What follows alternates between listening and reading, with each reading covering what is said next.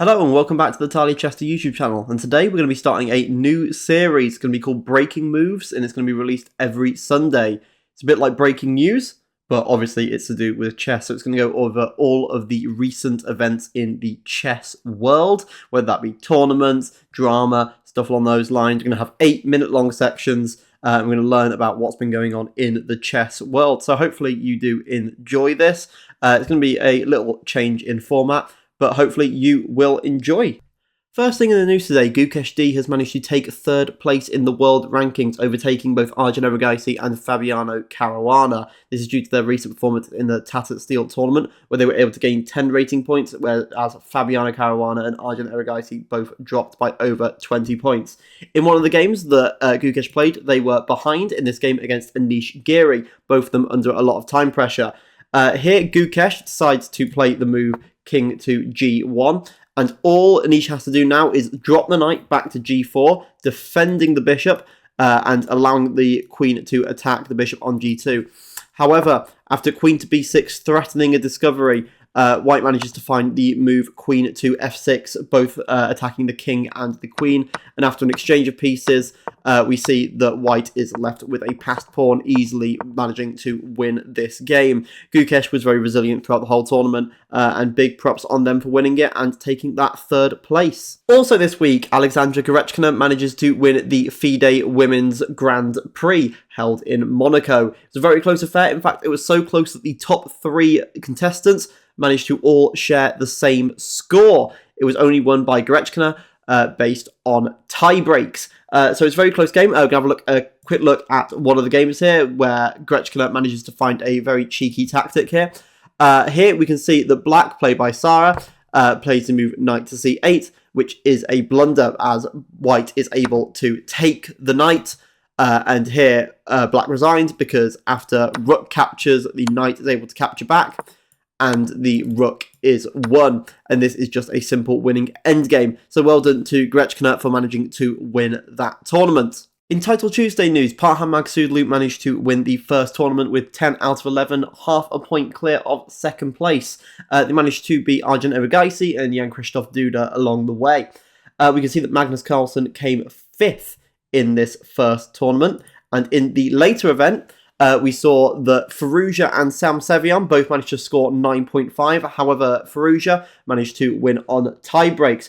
We can also see that Hikaru managed to finish in 4th place with 9. And Carlsen managed to finish in 9th with 8.5. Unfortunately, the chess world isn't all sunshine and rainbows. Unfortunately, Boris Spassky, the person that was responsible for the 1972 World Championship amazing match with Bobby Fischer, has died at the age of 88. They were the world champion from 1968 to 1972. I just want to show you a little clip of one of my favourite games that they played. Here in this position, we can see that Boris Spassky's knight is being attacked, and Spassky decides to play the brilliant move knight to e4, basically giving up this piece here, with the idea being that they are threatening checkmate threats up here and up here. So if they do take, rook sacrifices on f8, and then queen takes on g7. They decide not to take and play knight to h5, and the queen comes into g6. And after they do capture here, the brilliant move of knight to g5 is played, threatening checkmate on h7.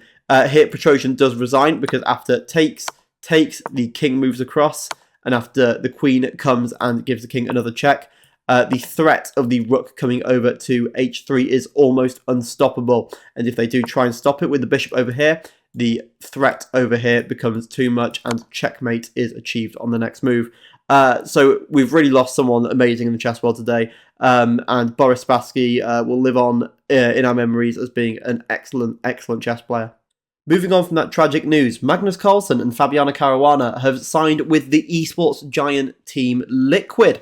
It's a very strange move. I was not expecting to see esports and chess collide at any point soon, but it seems to be the case. A lot of the big esports teams are trying to sign different chess players before the Riyadh tournament in July and August. It's going to be very interesting to see how that goes, and I'm quite excited to see how chess takes the form of an esports team. In other news, Gukeshji's coach has responded to criticism talking about his winless freestyle streak of 5 games. He's been basically blaming the problem on his calculation being what would they call too good, as we can see in this article here. He claims that in chess 960, calculation can be very misleading because you have to be careful about which moves you are calculating. Personally, I'm a big fan of the freestyle chess movement. I think that chess 960 is definitely one of the most interesting kinds of chess that you can be playing, obviously removing the need for opening theory. However, I would like to hear your opinions in the comments below. If you are a fan of chess 960, if you prefer original classical formats, leave it in the comments below and I will make sure to read and respond to them. And finally, the famous jeans that were worn during the Jeansgate scandal earlier a couple months ago have been sold for $36,000, which is a massive amount. It has gone to an anonymous bidder and all of the proceeds will be taken to charity. I also want to know what your opinion on the Jeansgate scandal was. Personally, I am fully on Magnus Carlsen's side here. I do not think that people should have to be criticised for wearing jeans or anything during chess tournaments. It's not really their issue. It is just an item of clothing at the end of the day. But I would like to hear what you think.